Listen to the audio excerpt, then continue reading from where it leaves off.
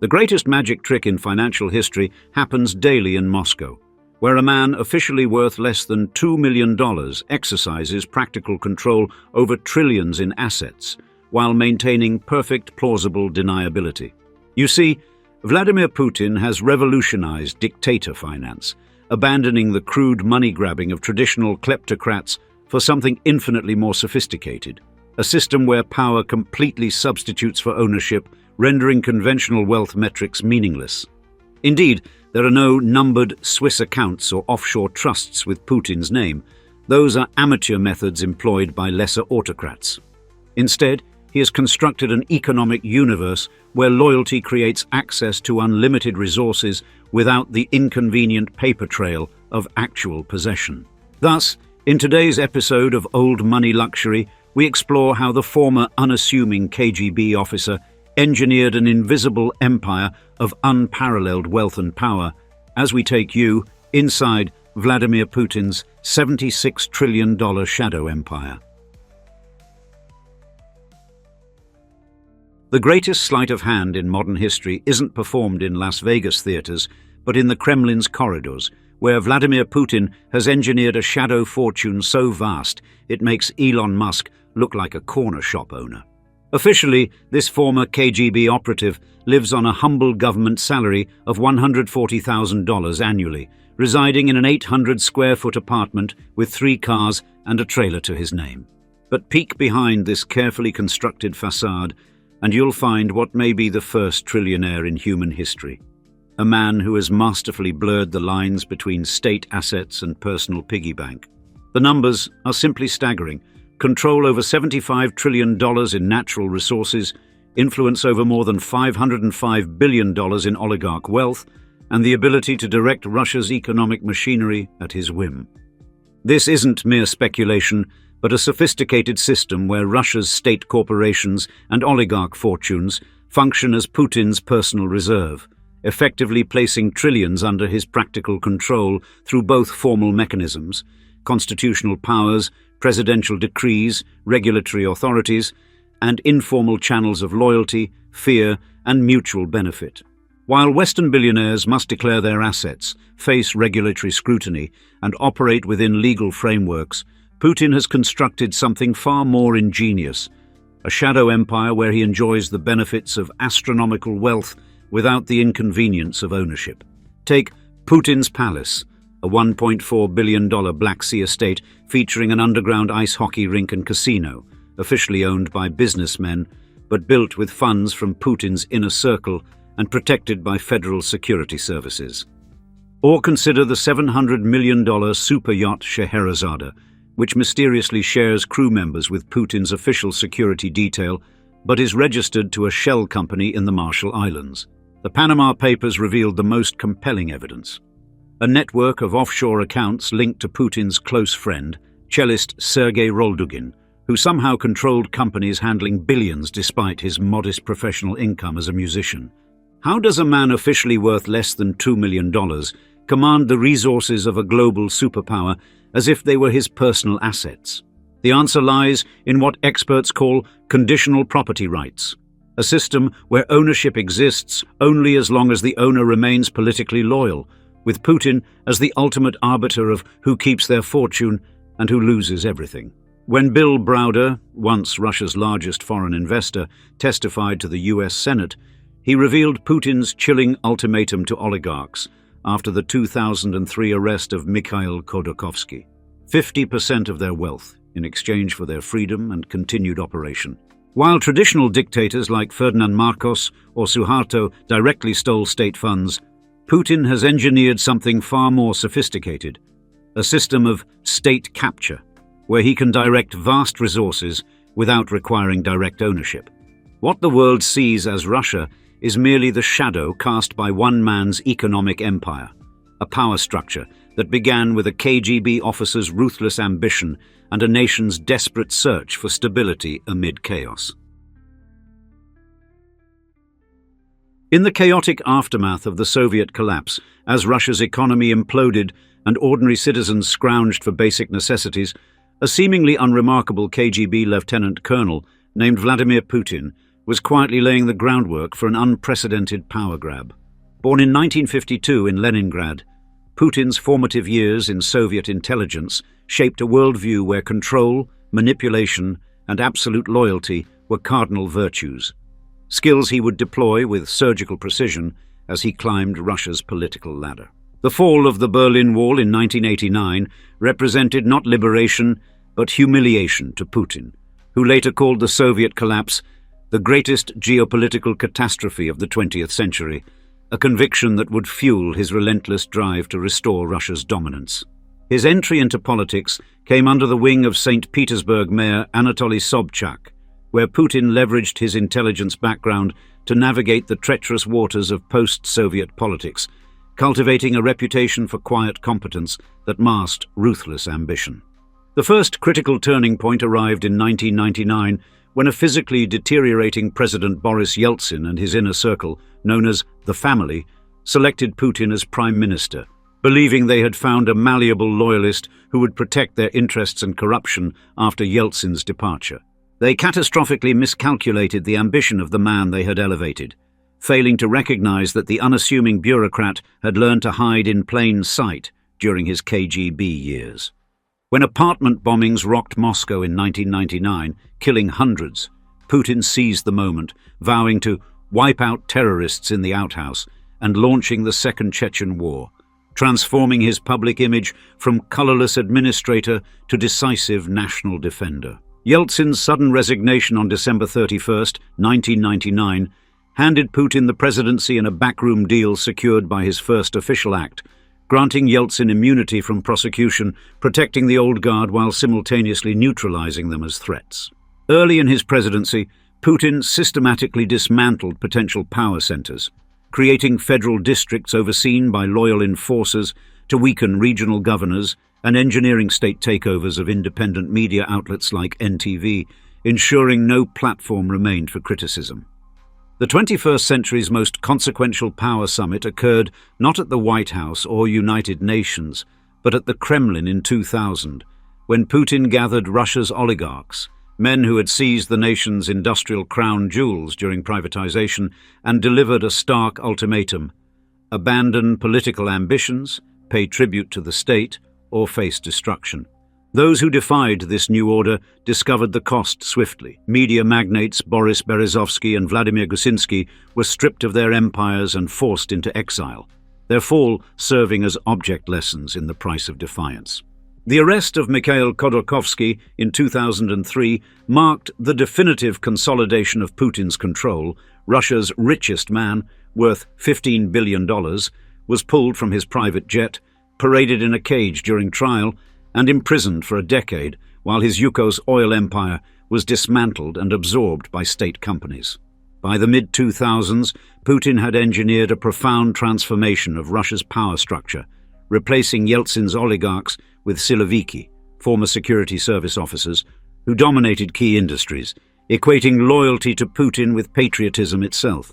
The 28,008 constitutional maneuver, placing loyal figurehead Dmitry Medvedev in the presidency while Putin served as prime minister, demonstrated his complete control over Russia's political machinery, allowing him to sidestep term limits while maintaining de facto authority. Russia's billionaires watched these developments with growing unease, their extravagant yachts and London mansions suddenly feeling less like rewards for business acumen and more like temporary privileges granted at the whim of a single man. Then came the night when Russia's wealthiest men were summoned to an unscheduled midnight meeting at the Kremlin, the kind that never appeared on official calendars, where champagne flowed freely but recorded no sound as Putin laid out new terms that would forever change the relationship between wealth and power in Russia. The men who answered Putin's midnight summons represented $505 billion in combined wealth, enough to purchase entire nations, yet they entered the ornate Kremlin hall not as equals to their president, but as vassals before a sovereign. These oligarchs, once celebrated as post-Soviet success stories who seized opportunity amid economic chaos, had transformed into something far more complex: glorified trustees managing Russia's wealth at the pleasure of one man. The system Putin crafted bears little resemblance to conventional capitalism. instead functioning as a neo-feudal arrangement where billionaires serve as modern boyars, holding enormous assets not through secure property rights, but through conditional loyalty. At the pinnacle of this bizarre hierarchy stands Igor Sechin, Putin's former KGB colleague, now helming Rosneft, Russia's largest oil producer, a man nicknamed Darth Vader by terrified subordinates, and whose whispered recommendation can destroy fortunes overnight. The Rotenberg brothers, Arkady and Boris, childhood judo partners of Putin, received $7 billion in contracts for the Sochi Olympics alone, their construction empire flourishing not through competitive bidding, but through personal connection to the president. Oleg Deripaska, once Russia's richest man with control over much of the country's aluminum production, learned the cost of independence when forced to hand over assets during the 2008 financial crisis, later lamenting, "If the state says we need to give it up, we give it up." Mikhail Friedman, whose Alpha Group spans banking, retail and telecommunications, maintained relative autonomy by creating invaluable international connections for the Kremlin, while carefully avoiding any hint of political ambition. Roman Abramovich, who secured his billions during the 90s privatization, purchased Chelsea Football Club and became a fixture of London society, yet still promptly sold his 73% stake in oil firm Sibneft to state-owned Gazprom when Putin indicated his wishes. Putin's system operates on a simple yet brutal calculus. The oligarchs retain their ostentatious lifestyles, the super yachts, Alpine chalets, and private jets, in exchange for three non-negotiable conditions. First, absolute political loyalty, financing Kremlin initiatives, controlling media outlets to support the government narrative, and deploying wealth as an instrument of state policy rather than personal expression. Second, maintaining a portion of assets within Russia as hostages, ensuring that even those oligarchs granted permission to globalize their portfolios remain vulnerable to Kremlin pressure through family, property, or business interests kept deliberately within Putin's reach. Third, availability for special projects, from financing the Sochi Olympics to building Crimean infrastructure after its annexation, tasks assigned not as business opportunities but as tests of allegiance. The consequences for defiance were demonstrated with chilling efficiency in the case of Mikhail Khodorkovsky, whose political ambitions resulted in a decade of imprisonment in Siberian penal colonies, while his $40 billion Yukos oil empire was dismantled and absorbed by state companies. Boris Berezovsky, once instrumental in Putin's rise to power, learned an even harsher lesson after fleeing to London and vocally opposing the regime. Found dead in his bathroom in 2013 under circumstances mysterious enough to send an unmistakable message to would-be dissidents. Vladimir Gusinsky, founder of independent media group Media Most, was detained in 2000 until he agreed to sell his television network to state-controlled Gazprom, then permitted to leave Russia with his personal freedom, but stripped of his media empire.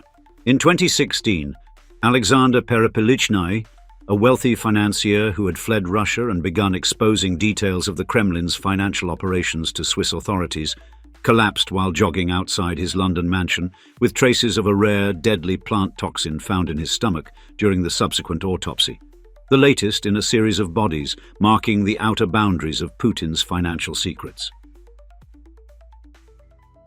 Beneath the visible Russian economy, the oil fields, gas pipelines, and aluminum plants, lies a shadow financial ecosystem spanning 6 continents, designed with one purpose: to transform Putin's political power into untraceable wealth and global influence. This labyrinthine network operates through 3 concentric rings of financial alchemy, each more sophisticated than the last, with trusted lieutenants managing different segments of an empire too vast for any single operator to comprehend fully. The inner ring consists of nominal owners, childhood friends and former KGB colleagues like Sergei Roldugin, the cellist whose modest musical career somehow yielded control of offshore companies handling billions of dollars, as revealed in the Panama Papers.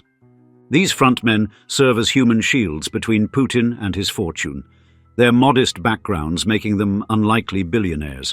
Yet their intimate personal connections to the Russian president ensure absolute loyalty enforced not by legal contracts, but by bonds formed decades ago. The middle ring comprises the specialized financial technicians, lawyers, accountants, and bankers operating from Cyprus, Switzerland, and the British Virgin Islands, who construct the complex ownership structures that disguise the flow of assets from Russian state coffers to private hands. At the system's outer edge lies a constellation of seemingly legitimate Western businesses: luxury real estate in London and Miami, energy investments in Germany, technology startups in California, where laundered wealth transforms into respected capital, completing its journey from state resource to private fortune. This machinery operates through signature techniques developed and refined over 2 decades, beginning with the toll road system, where state-owned enterprises award inflated contracts to private companies controlled by Putin's inner circle, siphoning billions from public projects into private pockets. The forced partnership method requires foreign companies operating in strategic sectors to accept silent Russian partners who contribute minimal capital but extract substantial dividends, essentially collecting protection money disguised as investment returns. Perhaps most ingenious is the loan for shares scheme, where state banks issue massive loans to Putin allies secured by minimal collateral, which are then mysteriously forgiven or restructured into ownership stakes in valuable companies. The Panama Papers exposed this system's inner workings when they revealed a $2 billion network of offshore companies linked to Putin through his associates, generating funds through ghost subsidiaries that received loans from Russian state banks with no expectation of repayment.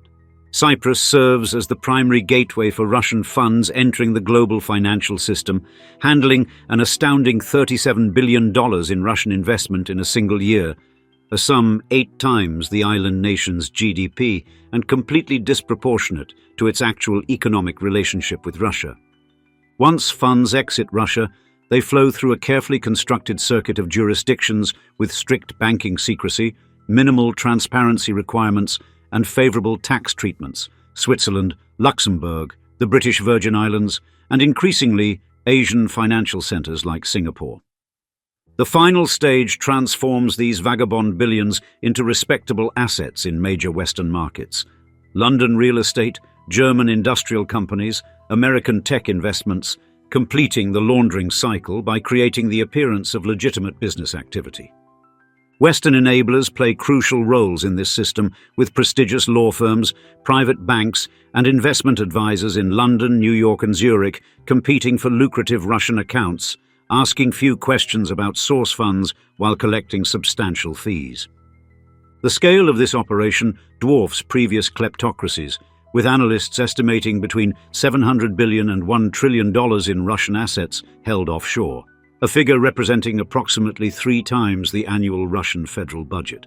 A classified 2024 intelligence assessment, portions of which leaked to Western financial authorities, contained a single sentence that sent shockwaves through treasury departments worldwide. We have identified specific mechanisms through which Russian state assets are being systematically prepared for rapid liquidation, with predetermined transfer protocols that would activate upon a sudden change in Kremlin leadership.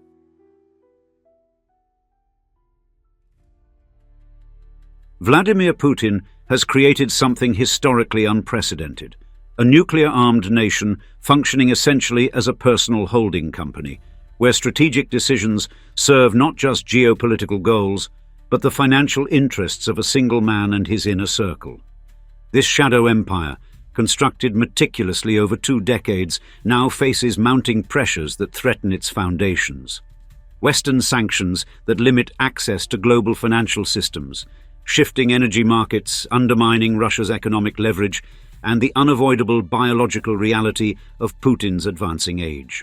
The system's core vulnerability lies in its intensely personalized nature, with loyalty pledged not to institutions or ideologies, but to Putin himself, creating a succession dilemma unlike anything in modern governance, where transferring political power requires simultaneously transferring control of vast hidden wealth.